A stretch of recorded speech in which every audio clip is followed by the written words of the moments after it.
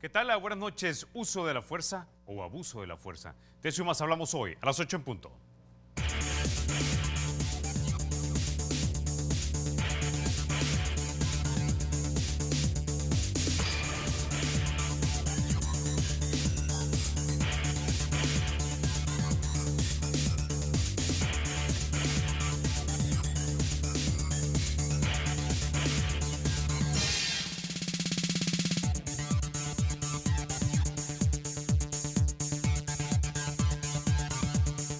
Bueno, el primer segmento es gracias a Banco Agrícola y sin mayor preámbulo vamos a introducir a nuestros invitados. Esta noche nos acompaña Manuel Escalante, él es abogado del Instituto de los Derechos Humanos de la UCA.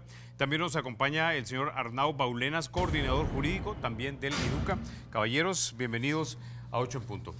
Gracias, Carlos. Muy buenas noches. Bueno, quisiera comenzar entonces hablando de esto, del tema del uso de la fuerza o de repente, no sé, para algunos, el abuso de la fuerza. En el primer semestre de 2017 hubo 268 enfrentamientos armados que dejaron un saldo aproximado de unos 225 pandilleros muertos, 36 heridos, mientras que solo tuvo 2 policías fallecidos y 15 heridos. Esto según datos de la Policía Nacional Civil. Entonces, quisiera saber cuál es la valoración que ustedes hacen en el IDUCA con respecto a las cifras y lo que hay detrás de estas cifras.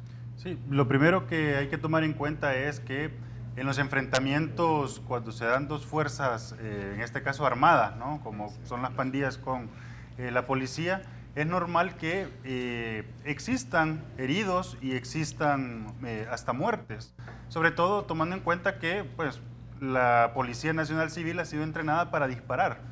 Ahora bien, lo que no es normal es la proporción de la cantidad de heridos o la cantidad de muertos de un lado con respecto a otro lado. Ese es el primer elemento. Y el segundo elemento es las características de los muertos del lado de las pandillas o de los que se acusan que son pandillas. Muchas veces son características más de ejecución y no tanto de un enfrentamiento tal cual, ¿no? Entonces, lo que estamos identificando en este momento es que la Policía Nacional Civil está utilizando el argumento de los enfrentamientos como un mensaje o un discurso a través del cual podría estar encubriendo o tratando de justificar el uso excesivo de la fuerza, que no solamente está en el enfrentamiento en sí, sino también en que probablemente hayan controlado ya a los pandilleros en el momento de la acción policial, pero no basta con controlarlos para capturarlos, sino que hay indicios de capturarlos, detenerlos para ejecutarlos, ¿no? Entonces, esos son los elementos que estamos observando ahora y existe también experiencia latinoamericana, Brasil, también todo lo que es, bueno, los países que están en conflicto armado, ¿no?, como Afganistán, Siria, donde existe esta lógica de cómo se relaciona las bajas y los heridos entre fuerzas que están beligerantes, ¿no? Ahora, entonces profundicemos en esto, Arnau. Detenerlos para ejecutarlos. ¿Cómo podemos inferir esto? ¿A partir de qué? Hay dos ratios que se conocen cuando nosotros estamos hablando de enfrentamientos. La primera es el índice de letalidad. En un supuesto enfrentamiento, el número de heridos siempre tendría que ser superior al número de muertos. ¿Por qué? Porque generalmente el policía lo que quiere es defenderse, protegerse, pero no causar la muerte de esta persona, ¿no? Y por tanto la ratio tendría que ser a lo más 1, es decir, un muerto por un herido. Lo ideal sería que fuera 0 punto algo, ¿no? Pero lo que tenemos en el país es que ha habido una evolución al alza, es decir, en 2015 era 3.1 el índice de letalidad, es decir, más muertos que personas heridas en los supuestos enfrentamientos. En 2016, 5.1 y en 2017 estamos hablando de 6.3, es decir, ha habido un aumento progresivo. Otra de las ratios que tenemos es el número de supuestos pandilleros civiles muertos versus el número de agentes de seguridad muertos. Si vemos la ratio, en 2014 era 15 supuestos pandilleros, un policía. En 2017 ascendió a 112.5. Todos estos elementos indican que existe un patrón de conducta sistemático y que por tanto en algún momento podemos estar afirmando que efectivamente son ejecuciones extrajudiciales. Y aquí creo, Carlos, que es importante hacer mención a algo.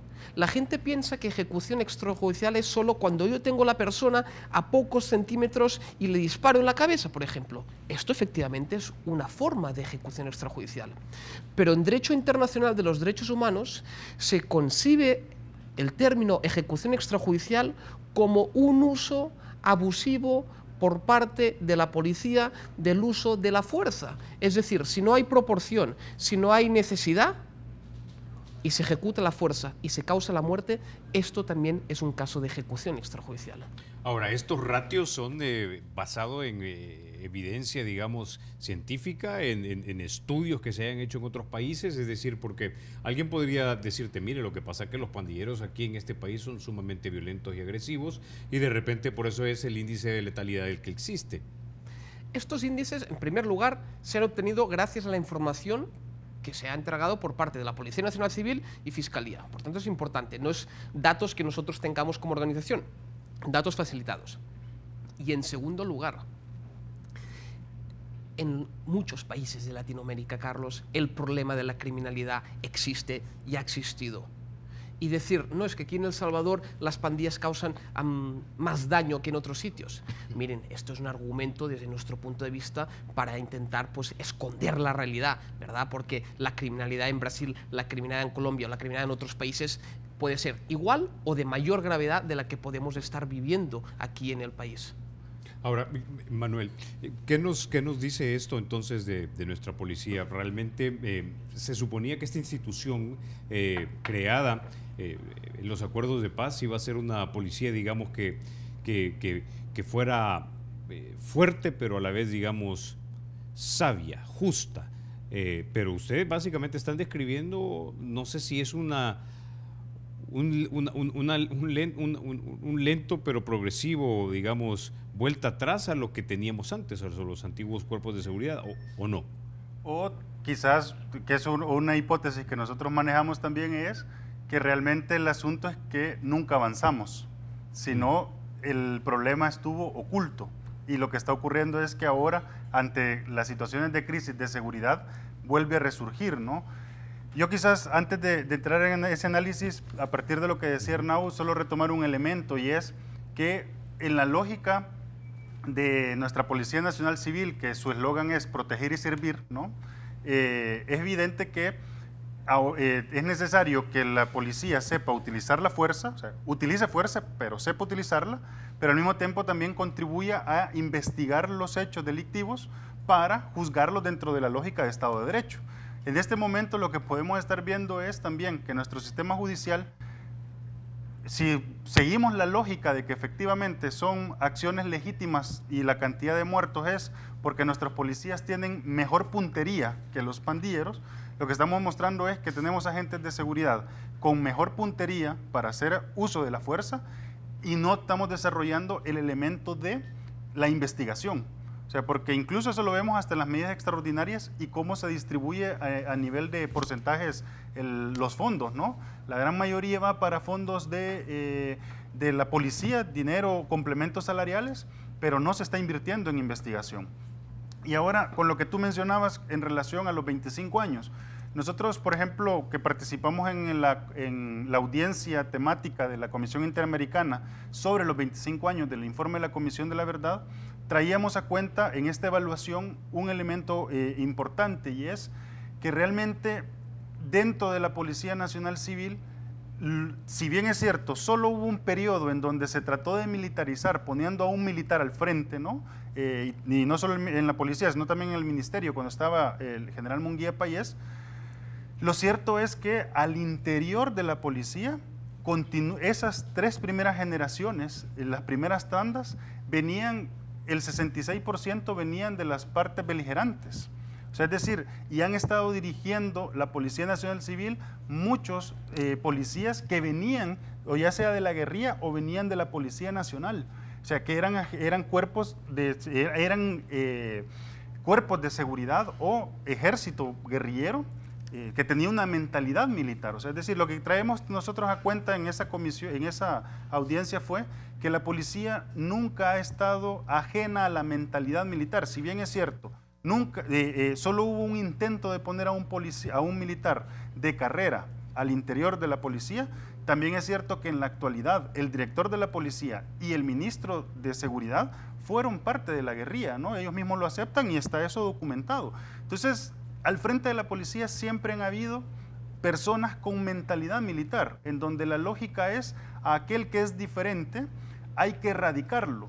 En el tiempo del conflicto armado era al terrorista comunista hay que erradicarlo. Ahora, gracias al asalto constitucional, al terrorista pandillero hay que eliminarlo, ¿no? Entonces, esa dinámica es lo que nosotros decimos, ha estado quizás presente durante estos 25 años, pero se ha hecho más evidente en estos últimos años, en donde sin duda la crisis en seguridad ha aumentado, ¿no? Ok, Arnau, si nos comparamos nosotros, por ejemplo, con Guatemala o de repente con Honduras, tal vez con Brasil, ¿cuál es el índice de letalidad de nuestra policía versus las policías de estos otros países? El número exacto en estos momentos no te lo podría decir, Carlos, pero lo que sí que podemos ver es que el número de muertos, de homicidios por 100.000 habitantes de Honduras o Guatemala es inferior al que tenemos aquí en el país, ¿no? Y por tanto esto es otro dato que nos informa de la crisis de violencia que estamos viviendo, ¿sí? En Brasil había un estudio y, si mal no recuerdo, en algún momento en sus peores épocas había llegado a 2 o 3. Pero es que nosotros terminamos el 2017 con 6.3. Es decir, el doble o en algún caso el triple de lo que habían tenido Brasil en las peores épocas. Perdón, sí, quizás solo para complementar, ¿no? Trayendo a cuenta la referencia de Ignacio Cano, que es un sociólogo que está radicado en Brasil, ¿no? Sí. Que dio una entrevista a un periódico digital. Él hacía referencia que en Brasil la tasa de civiles muertos en intervenciones policiales fue de 1.5 por cada 100.000 habitantes en 2014. Eso fue básicamente, en Río de Janeiro habla de 3.5, es la tasa de letalidad. En cambio, en El Salvador, en el 2015 fue de 5, en el 2016 subió a 8.6.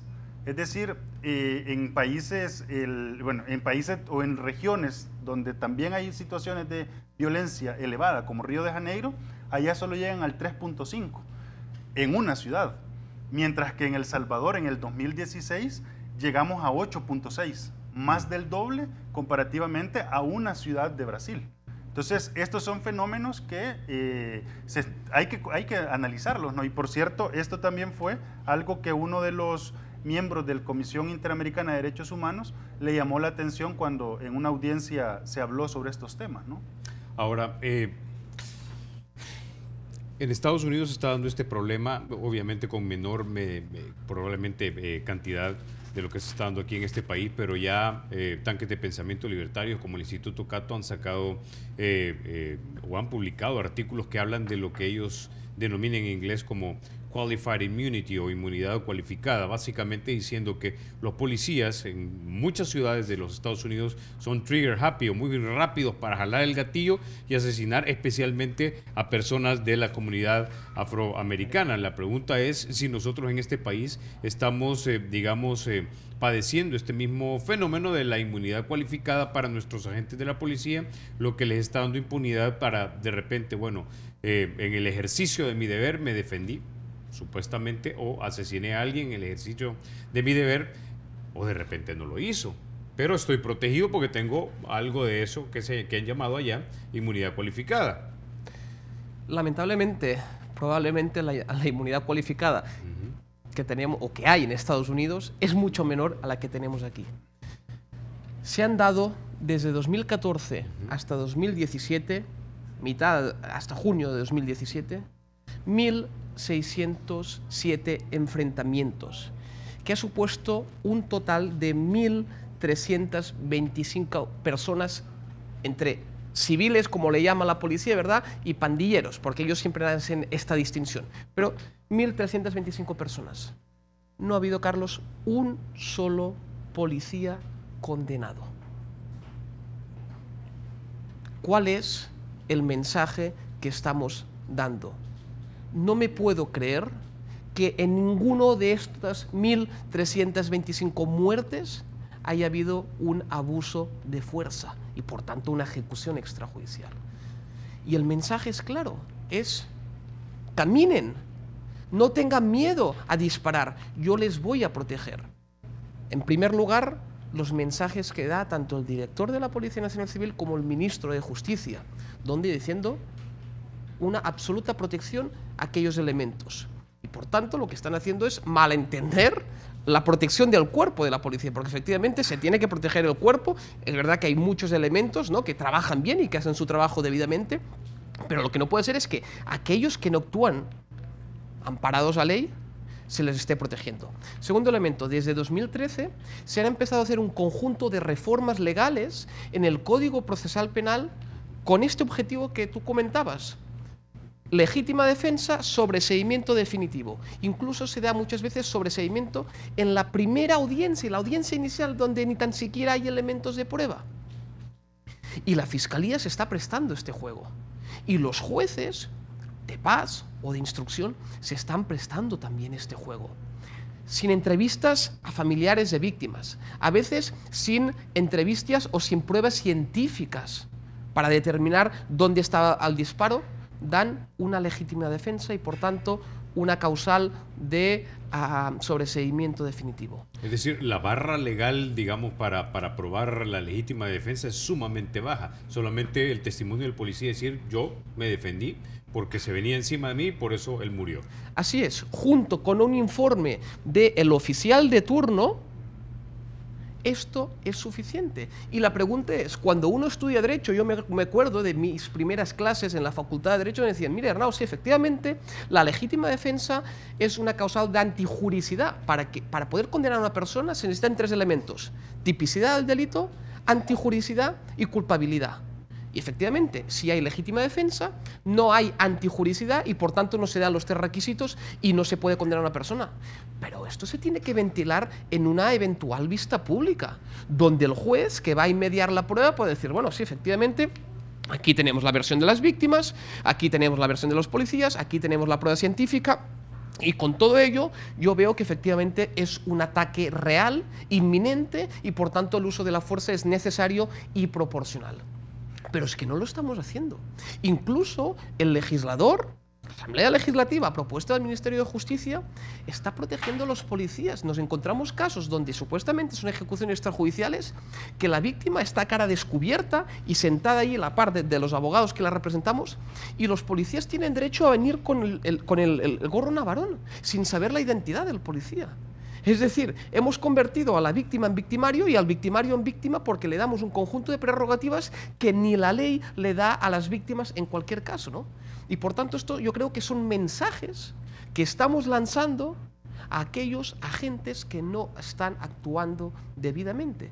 Y esto es un problema, porque aquí entra otro tema, y es el tema de las garantías de no repetición.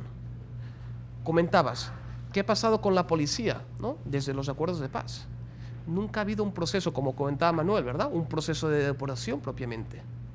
Y por tanto, si no hemos tomado ninguna medidas, la misma historia se repite. Como IDUCA, cada año organizamos el Tribunal Internacional para la Aplicación de Justicia Restaurativa de El Salvador. Este año va a ser el 11, 12, 13 de abril. Y allí, pues, las familias, algunos casos, ¿no?, del conflicto armado, exponen sus vivencias. Cuando uno escucha las vivencias de algunos casos de la guerra, son similares a lo que está ocurriendo en la actualidad. Ok, tengo que ir a la pausa, me voy a quedar con esa idea, pero cuando regresemos vamos a hablar precisamente de eso, entre otros temas, ¿no? La fuerza letal, la militarización de la policía, masculinización también, porque hay problemas de género también adentro, esto de la depuración y también si este término, el terrorismo asignado a los pandilleros, ¿les parece a ustedes que es adecuado a la realidad o no es adecuado a la realidad, aunque ya sea legal aparentemente? Ya volvemos.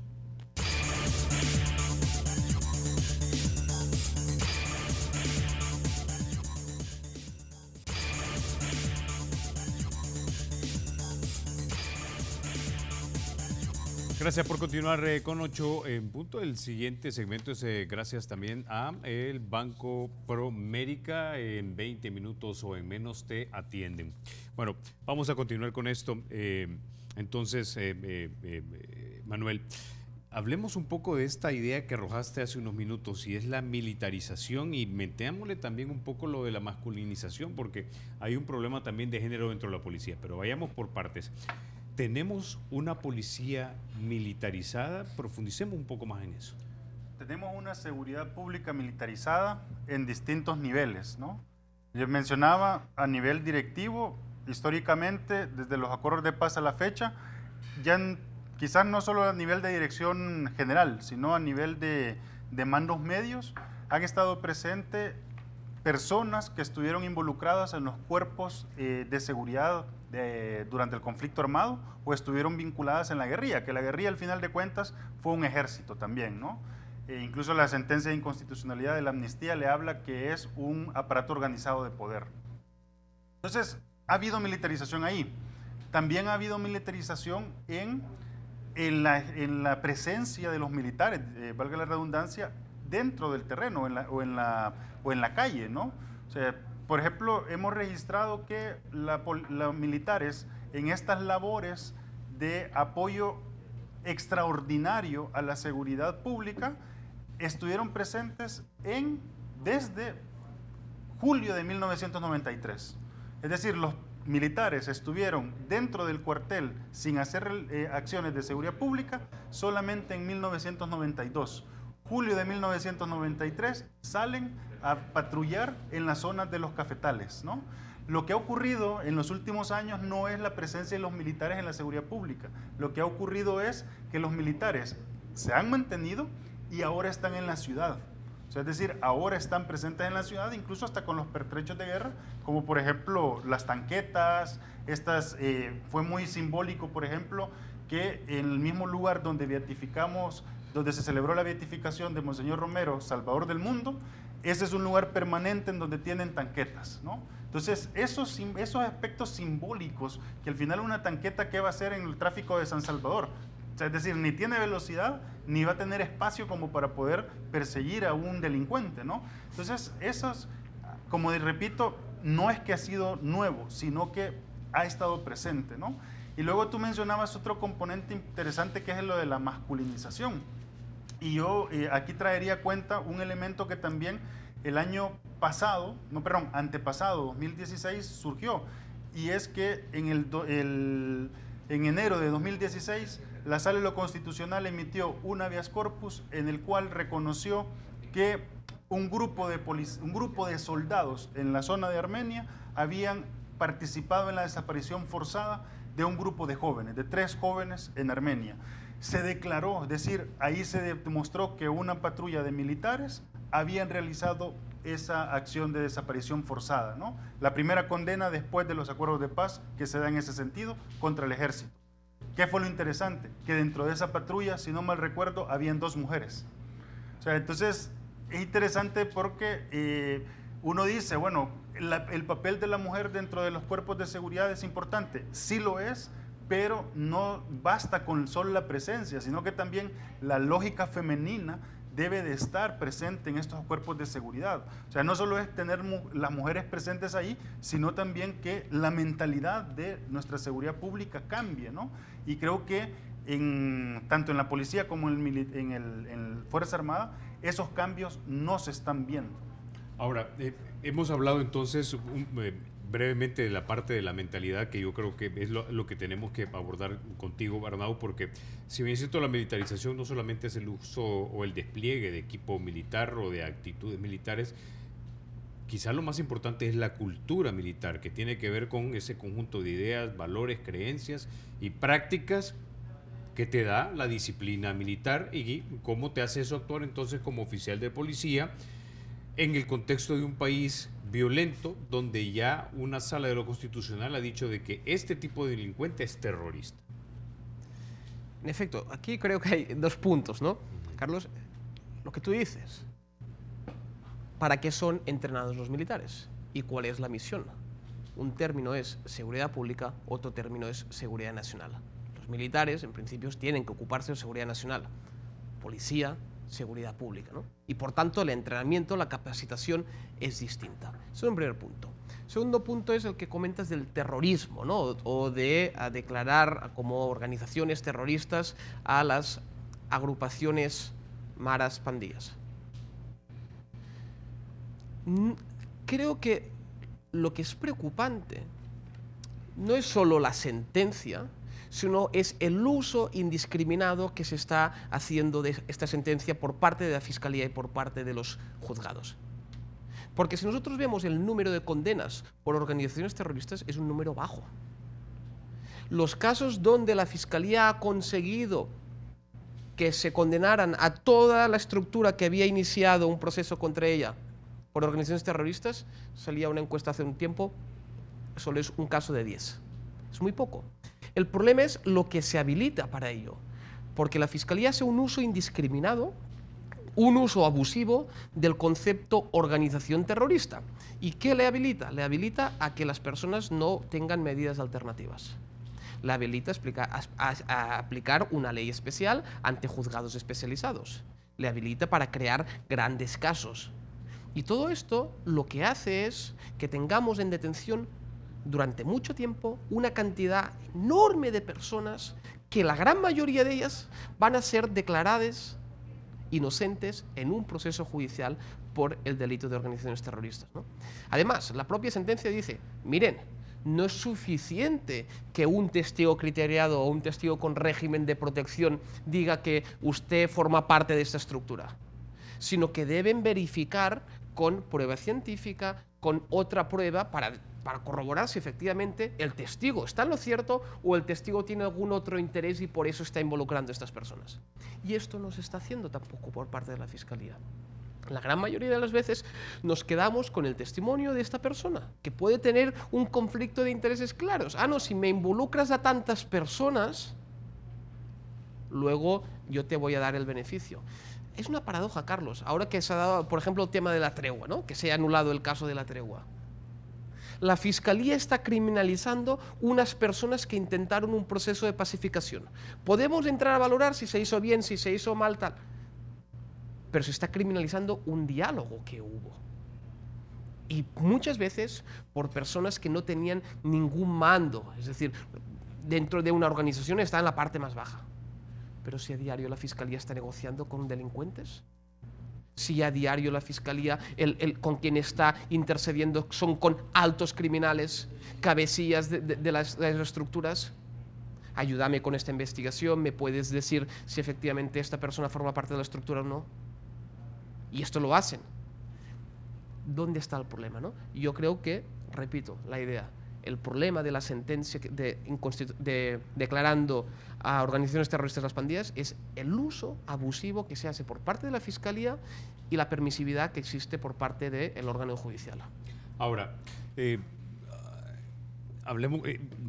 me deja un poco perplejo lo que me dice Arnau, es decir, de repente son cosas que uno no sabe, pero cuando se las hacen patentes es como más chocante, ¿no? El hecho de que por un lado se criminalice a unos que buscaron negociar una salida pacífica, ¿no? Aunque se puede cuestionar la manera en la que se hizo, cómo se hizo, ¿verdad? Pero por el otro lado la Fiscalía negocie en otros casos y por el otro lado la Fiscalía pudiese actuar muy benevolente cuando se trate de acciones ilegales de elementos de la policía. Exactamente, estamos viendo aquí una mezcla de que está afectando negativamente todo nuestro sistema judicial, ¿no? Y aquí yo incluso pondría en duda cuando usualmente se dice sistema de justicia. Yo creo que en este Salvador tal vez tenemos un sistema judicial, pero nos hace falta mucho avanzar por un sistema de justicia, justamente por todos estos componentes. Es decir, tenemos a una fuerza estatal que prácticamente reprime no el delito, sino al delincuente o al que acusa de ser delincuente. Sin embargo, dentro de ese grupo de delincuentes, la Fiscalía General de la República tiene una herramienta que se llama testigo criteriado, que les sirve a ellos para poder justificar sus delitos. Pero ahora bien, el utilizar a estos mismos delincuentes que se han capturado, pues no está más que fomentando la impunidad, porque entonces hay un grupo de delincuentes que, digamos, están apadrinados o están siendo apoyados por el mismo Estado. Esta gente, por ejemplo, los testigos criteriados, no hay una garantía de que luego sí reciban un proceso de reinserción, por ejemplo. No hay mecanismos que garanticen que ellos realmente, el contribuir a combatir un delito o a un juicio, realmente no solo garantice que se saquen a esos delincuentes y se los metan en prisión, sino también que esta persona no siga delinquiendo. Entonces, existen unos elementos allí que realmente nos están afectando también como ciudadanía por dos aspectos importantes. Y primero es que en toda esta sumatoria de factores que tú bien apuntabas, uno se pregunta, ¿y dónde está la víctima? O sea, es decir, usualmente, por ejemplo, los defensores de derechos humanos siempre se nos acusa que nosotros estamos a favor de los victimarios. Y eso es falso. Nosotros luchamos por los derechos humanos en pro de las víctimas, ¿no? Y en nuestro enfoque, principalmente en el IDUCA, es el enfoque de Monseñor Romero, Ignacio Yacuría, los mártires de la UCA, ¿no? Entonces, claro, lo que nosotros estamos observando es que entre el poder estatal con el poder pandilleril se están enfrentando, pero dentro de ellos, para poderse combatir mutuamente, hacen asocios, incluso hasta legales, como el testigo criteriado, pero en toda esta ecuación, la víctima no tiene ninguna capacidad de participación, porque yo incluso he consultado a algunos fiscales de manera informal, pero les he preguntado cómo hacen ellos para decirle incluso al madre al que han matado o al padre del fallecido, cómo le dicen, miren, le vamos a dar un beneficio de testigo criteriado a aquel individuo que participó en el homicidio de su hijo o que participó en la desaparición de su hija. Y claro, estas personas lo que me han respondido es que no les consultan. Es decir, la Fiscalía toma la decisión como parte de su estrategia sin importarle el valor de la víctima, ¿no? Y todo esto también genera una enorme frustración por parte de la sociedad, porque las víctimas no están siendo atendidas por el Estado suficientemente y también las otras personas que no somos víctimas, que es un buen número, ¿no? Pero que vemos los problemas, pues sabemos que si llegamos a esa situación de ser víctima, no va a haber nadie que nos ampare, ¿no? Entonces, esa situación también genera frustración y está generando, pues, también mucho estrés en la sociedad. O sea, nuestro sistema judicial está dando muestras de que no responde adecuadamente dentro del marco del Estado de Derecho y, sobre todo, porque no está respondiendo desde las perspectivas de las víctimas. Víctimas de hechos del pasado, conflicto armado, como víctimas de hechos presentes con este problema de las pandillas. Ahora, y cuando hablamos eso de las víctimas y que se les haga justicia, digamos en el caso de los familiares de una persona que ha sido asesinada, es que básicamente encontré culpable a la persona que se le acusó del asesinato de tu persona querida. Tengo entendido que de la cantidad de casos que se investigan versus los que se judicializan versus los que encontrás una sentencia condenatoria es sumamente mínimo en menos del 10%. Ahora,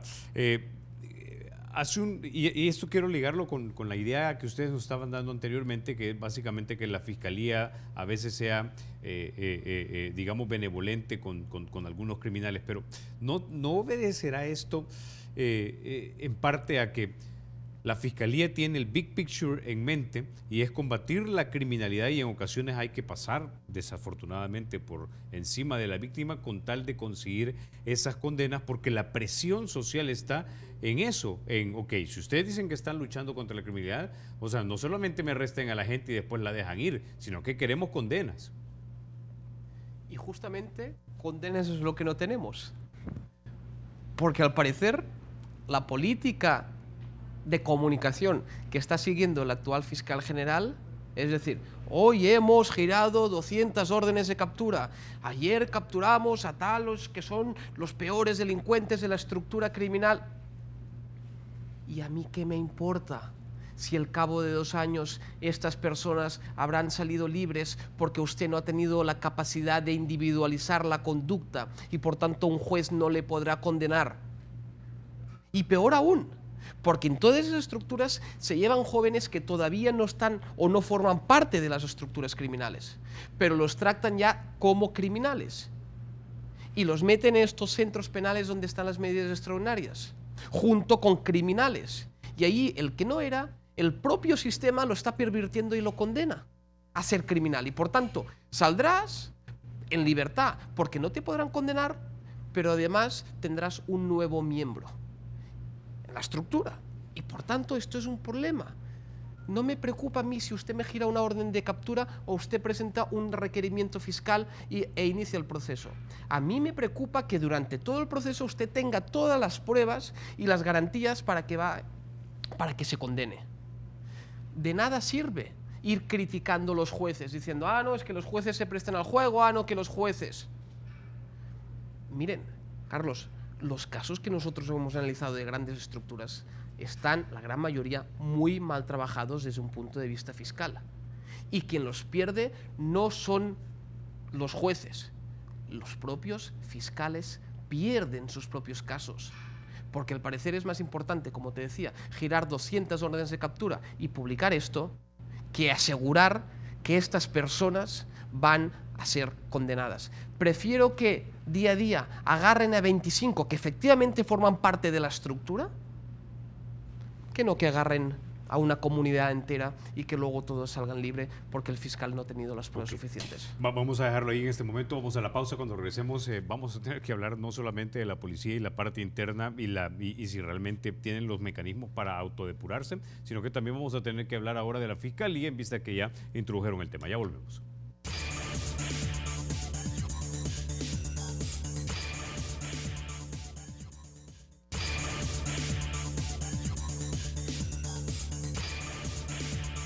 Gracias por continuar con 8 en punto. Bueno, Manuel, hablemos entonces de lo que es, de si la policía tiene los mecanismos para no solamente determinar, digamos, ilegalidades y encontrar responsables y luego entregarlos a la fiscalía, y si tiene mecanismo de autodepuración. Y tomemos como quizás ejemplo este caso desafortunadamente emblemático de la gente desaparecida Carla Ayala, es decir, una fiesta, compañeros que presuntamente abusaron de ella, compañeros que presuntamente la asesinaron o la desaparecieron, una gente que no la hemos encontrado, no sabemos si está viva o si está muerta, aunque por estadística dicen que pasada cierta cantidad de horas puede dar a la persona desafortunadamente por fallecida. No, y no solamente que no le encontramos a la gente, la víctima, sino que no encontramos al victimario tampoco, ¿no? Que, es decir, estos también megaoperativos y estos listados de 100 más buscados, pues claro, tienen también sus límites, ¿no? Sin duda, creo que el tema de Carla Ayala, el tema de la gente Carla Ayala, es como lastimosamente un caso en el que se resumen muchos temas, ¿no? El tema de la impunidad, el tema de la ineficiencia de las instituciones, el tema de la violencia contra la mujer, el tema de el encubrimiento como cuerpo, ¿no? Porque esta actitud que tienen los cuerpos de seguridad frente al ataque o el cuestionamiento contra sí mismos por parte de la sociedad civil, pues lo que hacen es prácticamente protegerse a sí mismos, ¿no? Es decir, ahí es imposible pensar que entre todas las personas que estuvieron en esa fiesta no sepan algún elemento fundamental, ¿no? También se sabe que hubo oficiales de la policía en esa fiesta. Hasta el día de hoy solo están capturados los que lo dejaron escapar, pero toda la estructura, todos los que estuvieron presentes, pues no hay ningún tipo de acción contra ellos. Y luego, desafortunadamente también tenemos acciones policiales, desde mi punto de vista, desesperadas, como la exhumación del cuerpo de una señora, de una anciana que había muerto, entiendo, por muerte natural o por motivos médicos, pero que, claro, sale el director de la policía haciendo una gran acción, una gran conferencia de prensa y demás, y luego se persona para hacer la exhumación. Y luego, cuando se dan cuenta que no es ella, comienzan a ver las versiones de todas las personas involucradas, los familiares y demás, y se dan cuenta que sí habían suficientes indicios, o por lo menos la misma prensa nos dan elementos de indicios, que todo apuntaba que no era necesariamente el cuerpo de Carla Ayala el que se iba a encontrar ahí, ¿no?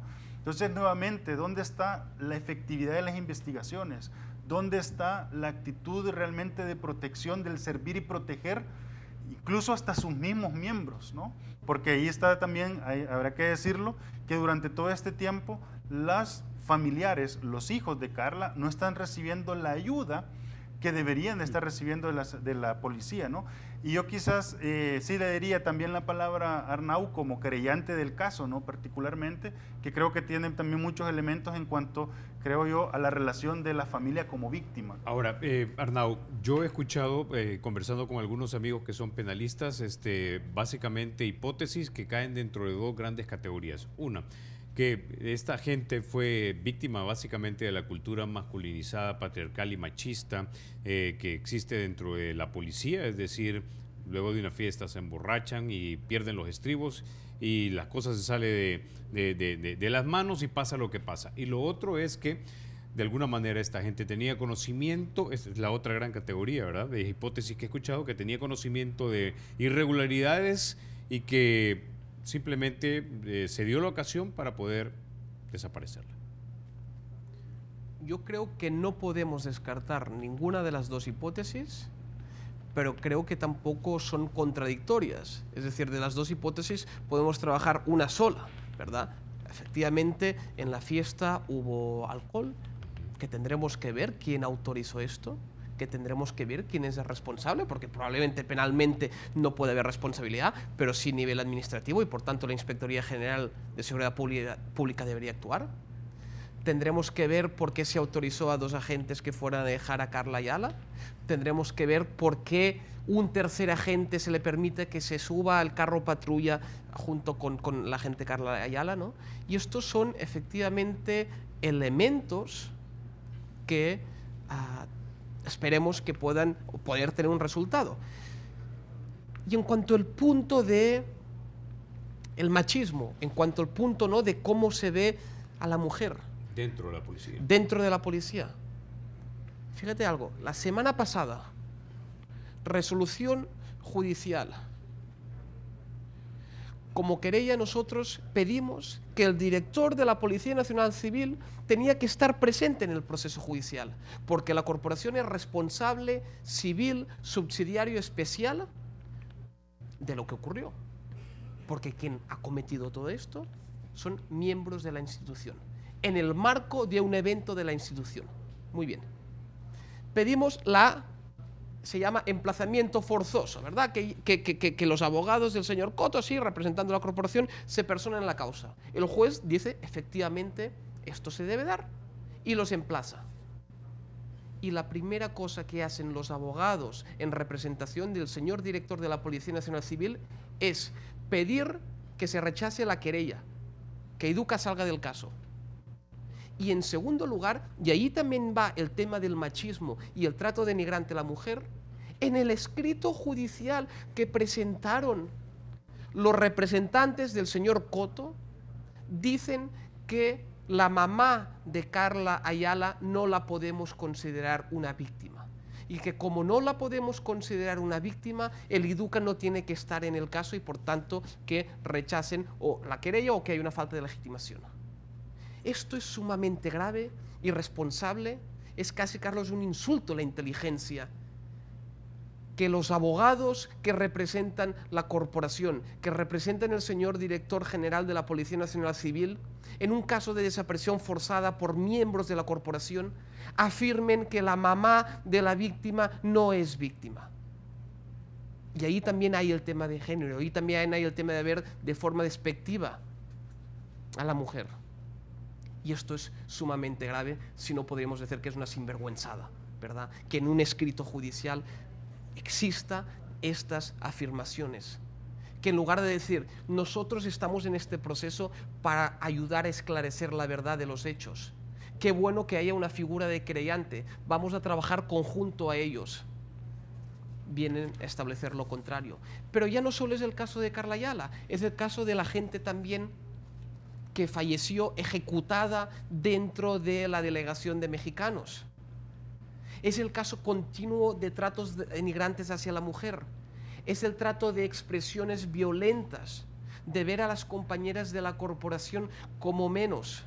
¿Cómo qué? Es decir, como de una clase inferior. en inferioridad. Es decir, ¿y eso es cultural dentro de la corporación? ¿Eso es lo que se ha ido dibujando a partir de los testimonios y documentación que ustedes han ido adquiriendo? de las entrevistas que nosotros hemos tenido con agentes, ¿verdad?, de la corporación policial, esto es una práctica habitual, es una práctica incluso, te diría, tolerada.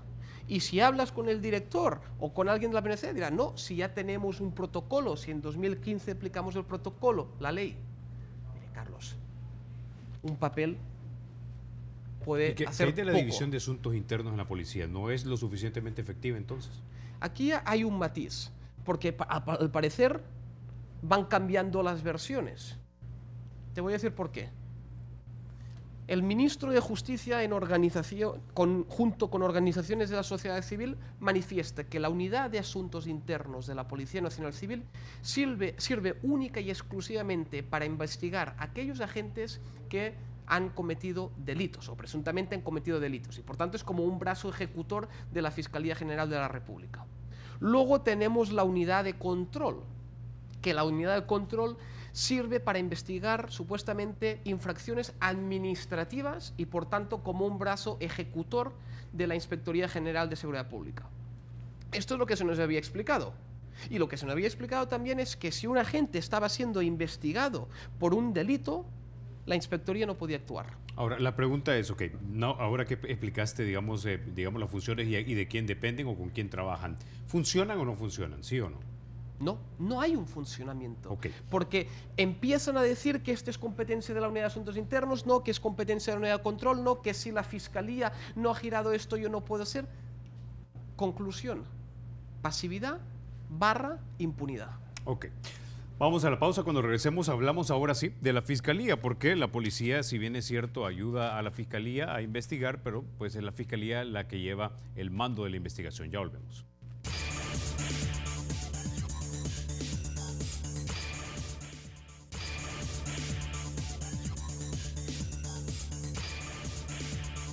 Gracias por continuar con 8 en punto. Bueno, Manuel, hablemos ahora del rol de la Fiscalía, porque quisiera saber realmente si tenemos la cantidad suficiente de fiscales para procesar la cantidad de crimen que nosotros tenemos en este país. Eso por un lado. Y por el otro es si tenemos los fiscales que deberíamos de tener para que una vez judicializados los casos, estos lleguen a sentencia condenatoria, que es el rol de la Fiscalía, ¿no?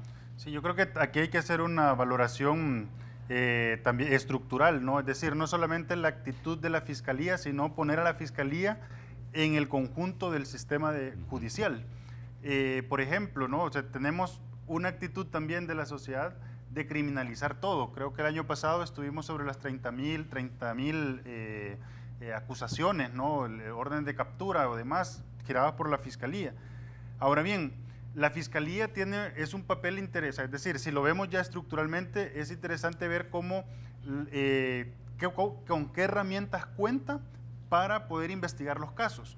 Por ejemplo, un caso de homicidio, ¿no? Un caso de homicidio donde hay testigos, por ejemplo, familiares. O sea, el fiscal es el que tiene que llevar en la dirección de la investigación. Ahora bien, ¿quién es el que hace la autopsia? Medicina legal, órgano judicial. Luego necesita toda la prueba balística y todo lo demás. ¿Eso quién lo realiza? La División de Investigación Científica de la Policía, órgano ejecutivo. Y además, como hay testigos y hay que protegerlos, el programa de protección a testigos está en la UTE, la Unidad Técnica Ejecutiva del Sector Judicial, que es una entidad donde está presente los órganos del sistema de justicia, o sea, no depende de la Fiscalía.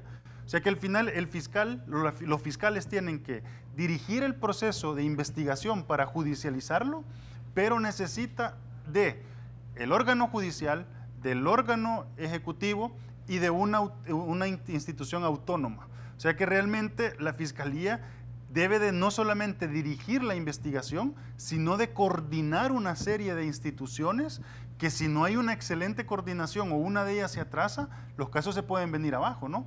Por eso es que el fiscal en un momento, cuando se dio esta situación de que él andaba pidiendo los 10 millones, él planteaba de que se creara una instancia autónoma de investigación adscrita a la Fiscalía General de la República. Es decir, estas 3 unidades que estoy mencionando, en caso de homicidio, ¿no? Porque si ya vemos delitos de corrupción, ahí entra la Banco Central de Reserva, la Superintendencia de Competencias, sí, la Superintendencia Financiera, del Sistema Financiero.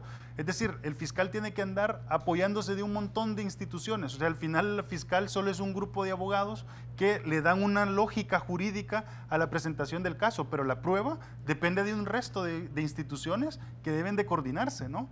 Entonces, claro, esto es una situación estructural de nuestro sistema judicial. Con los problemas consecuentes prácticos, por ejemplo, de a quién le debo lealtades, por quién estoy en esa posición, ya sea en el sistema financiero o en el órgano judicial, de si me cae bien o no me cae bien, hasta esto juega bien el fiscal general de la República, etcétera. O incluso hasta dónde puede llegar la corrupción, dónde puede entrar la corrupción en estos sistemas, ¿no? Al estar tan dispersos, el control de corrupción, ¿cómo lo hacemos? ¿A quién le corresponde, no?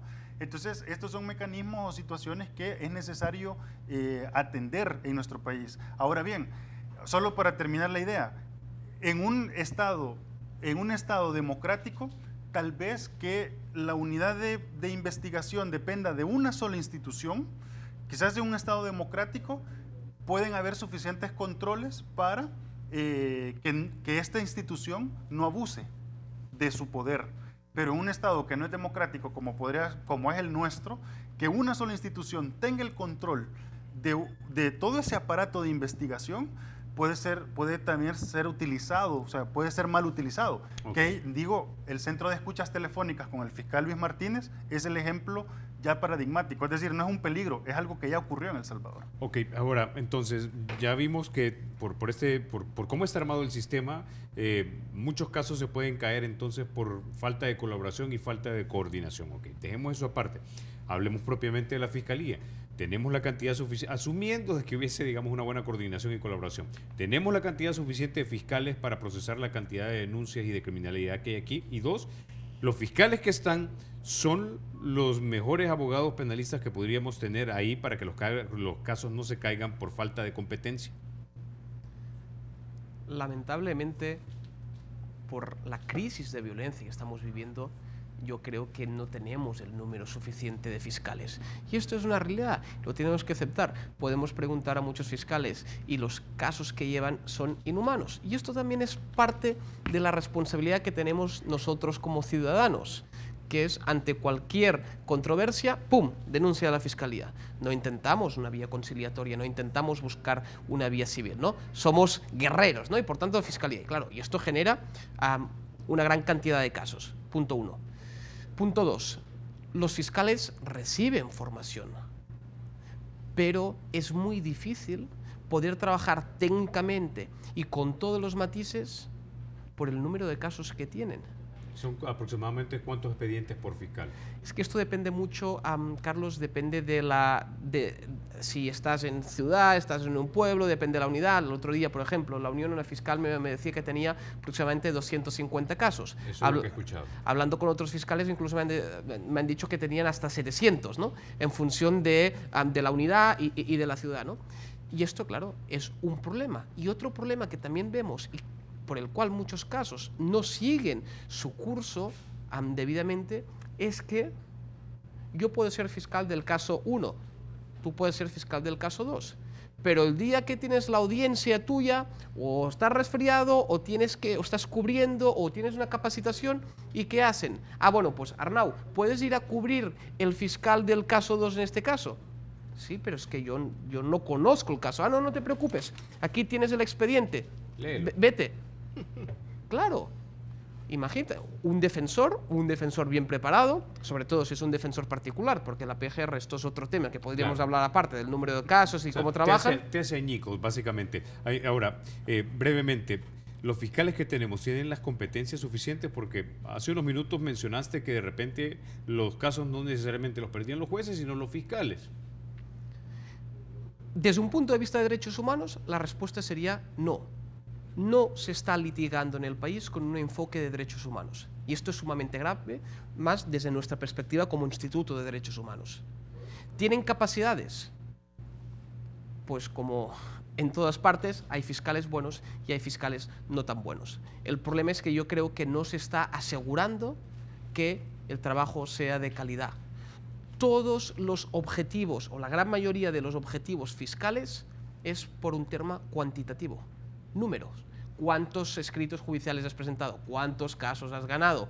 ¿Cuántos recursos has presentado? No hay términos cualitativos. ¿Está bien fundamentado? ¿Has aplicado debidamente este artículo? ¿Te estás equivocando?